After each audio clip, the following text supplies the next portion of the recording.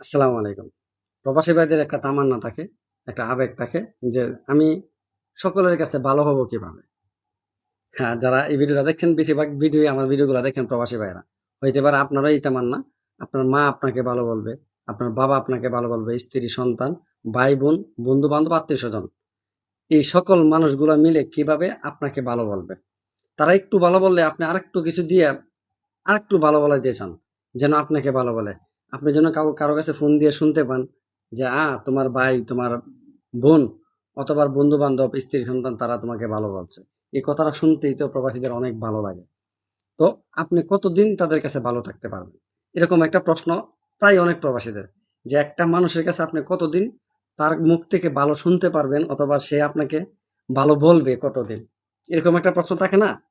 আমি জানি প্রায় 70% প্রবাসীদের এরকম একটা তামান্না থাকে যে আমাকে আর কতদিন তারা ভালো বলবে অথবা তাদেরকে আমি কতদিন সহযোগিতা করতে পারবো।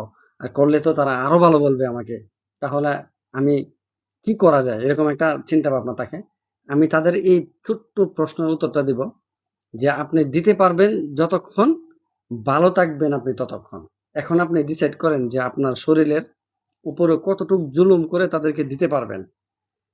এক্সাম্পল যদি দিই, আপনি যদি ৬ ঘন্টা ডিউটি করেন, ৬ ঘন্টায় যতটুক ভালো তারা আপনাকে বলে, আপনি যদি ১২ ঘন্টা ডিউটি করে ওই টাকাগুলা দেন, আরেকটু ভালো বলবে। যদি না ঘুমিয়ে আপনি ২৪ ঘন্টায় ডিউটি করে তাদেরকে আপনি এই ২৪ ঘন্টার টাকাটাই দেন, তাহলে তারা আরো ভালো বলবে আপনাকে।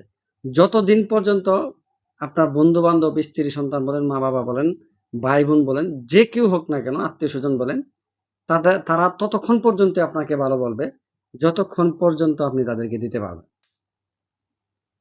এখন আপনি ডিসাইড করবেন আপনি কতদিন পর্যন্ত দিবেন। আর যদি আপনি কোনো কারণবশত অসুস্থ অবস্থায় অথবা কোনো মানে ডিউটি নাই, কোনো কাজ করতে পারতেছেন না, টাকা নাই আপনার কাছে, ওই যে আগে যে দিছিলেন এই মুহূর্তের ভিতরেই আপনাকে তো ভালো বলার তো দূরের কথা, তারা আপনার বিপরীতে চলে যাবে। কথা বুঝতে পারছেন? যে ব্যক্তি দেয় না তার উপরে কোনো অভিযোগ থাকে না। এটা সবসময় মনে রাইখেন। আমি আজকেও আমার ফেসবুকে একটা স্ট্যাটাস দিছি যে সবথেকে বেশি দায়িত্ব নেই তার কাছে স তার উপর সবথেকে বেশি অভিযোগ থাকে।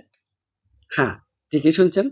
আপনি যত তাদেরকে সহযোগিতা করবেন, তারা যত আপনাকে ভালো বলবে, ঠিক যদি তাদের বিপরীতে আপনি ওই কাজটা করেন, তাদেরকে আর সহযোগিতা না করতে পারেন অথবা আগের মতন টাকা ইনকাম করে তাদেরকে না দিতে পারেন অথবা অসুস্থ হয়ে যান, কাজকর্ম না থাকে, প্রবাসে এরকম অহরহ ঘটনাগুলা ঘটে, তাহলে তারা আপনার ওই যতটুক ভালোটা বলছিল না, তার থেকে শতগুণ পিছিয়ে গিয়ে তারা আপনার বিপরীতে চলে যাবে।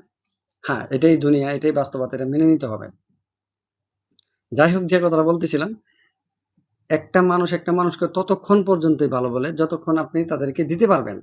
তাকে দিতে পারবেন। হোক স্ত্রী, হোক সন্তান, হোক মা, বাবা, ভাই-বোন, বন্ধু-বান্ধব, আত্মীয়স্বজন, যেই হোক না কেন, যে আপনি দিতে পারবেন যতক্ষণ, ভালো থাকবেন আপনি ততক্ষণ। ওইজন্য প্রবাসী ভাইদেরকে আমি একটা কথা বলি দেখেন, ভাই বুক ভর্তি ভালোবাসার থেকে পকেট ভর্তি টাকার অনেক মূল্য। অনেক ভিডিও বানাইতেছি। অনেক। বারবার একটা কথাই বুঝাইতে চাইতেছি দেখেন, অনেকে আইসা আমাকে বলে, "দেখেন ভাই আপনি কি বিয়ে করছেন?" আমি বলছি যে ৮ বছর আগে আমি বিয়ে করছি। কয়, "বলেন কি? আপনি বাহারাইনে মানে প্রবাসে কখন আসছেন?" আমি বলি যে ১৬ বছর হইছে। কয়, "না আপনাকে তো দেখতে তেমন একটা বোঝা যায় না যে আপনি ১৬ বছর আগে আসছেন।"